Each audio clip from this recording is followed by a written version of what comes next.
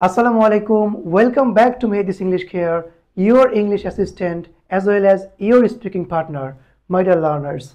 This video is going to be very special for all of you because I have a PDF.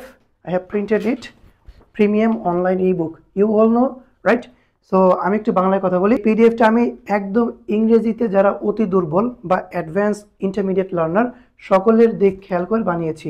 প্রথম দিকে আমি আনার চেষ্টা করেছি, আপনারা দেখতে পাচ্ছেন স্ক্রিনে সাবজেক্ট ভার্ব অবজেক্ট, কিভাবে একটি বাক্য তৈরি হয়, কিভাবে আমরা প্রশ্ন তৈরি করতে পারি, তারপরে আমাদের টেন্সটাকে আমরা শেখার জন্য আমরা টেন্সের ফ্লুয়েন্সিগুলো করব, একটা কথাকে হাবোধক নাবোধক প্রশ্নবোধক আকারে করব। যেমন ধরেন আমি স্কুলে যাই, আমি যাই না, আমি কি যাই, আমি কি যাই না।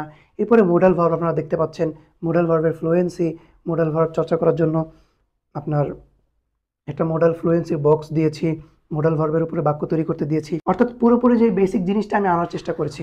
এরপরে আরেকটা লেকচার সেটা আমি কিন্তু ভার্ব দিয়েছি V1 V2 V3, তাই না? 50টা স্পোকেন স্ট্রাকচার আমি দিয়েছি, 50টা স্পোকেন স্ট্রাকচার যেগুলো জানলে আমরা একটা টপিকের উপরে অনায়াসে 2 মিনিট 3 মিনিট ইজিলি কথা বলতে পারবো। আপনি আইডিয়া জেনারেট করতে পারেন না, এই টপিকগুলো এই রুলগুলো দেখলে আপনার ভিতর আইডিয়া আসবে। আপনি একটা টপিক নিয়ে 5 লাইন 10 লাইন ইংরেজিতে কথা বলতে পারবেন। এই রুলগুলো কিন্তু একদম গ্রামাটিক্যালি সাজানো হয়েছে, ঠিক আছে? এরপরে আমি পরবর্তীতে অ্যাডভান্স ইংলিশ কিছু দেওয়ার চেষ্টা করেছি।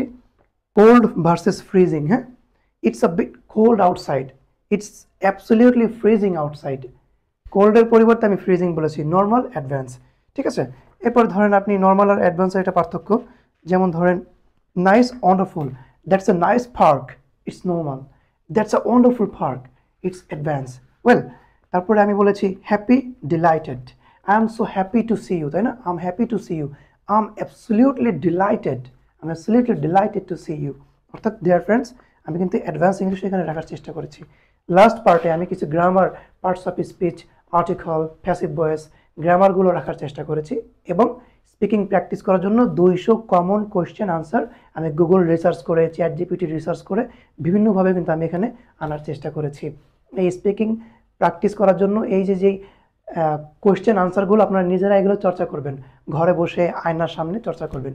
পিডিএফটার পারিশ্রমিক মাত্র 100 টাকা, কারণ এখানে প্রায় 150+ পেজ আছে, যেগুলো প্রতিটা পেজ গুরুত্বপূর্ণ। এবং আরেকটা সুযোগ হচ্ছে, যে পিডিএফটা কিছু বুঝবেন না সে আমাকে হোয়াটসঅ্যাপে আমার নাম্বারে যোগাযোগ করলে পিডিএফের যে কোনো পেজ আমি তাকে ফ্রিতে বুঝিয়ে দেবো। সো পিডিএফটি কালেক্ট করুন, স্পোকেন ইংলিশ দ্রুত শিখুন।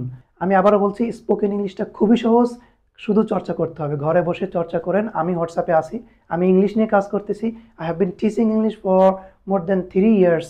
সো আমাকে যোগাযোগ করুন ইনশাআল্লাহ। মেহেদিস ইংলিশ কেয়ারের সাথে যারা আছেন তারা আগামী জানুয়ারি ফেব্রুয়ারির মধ্যে ইংলিশ কোর্সটা হয়ে যাবে। আর আমার অনলাইন স্পোকেন ব্যাচ আছে, চাইলে ভর্তি হতে পারেন।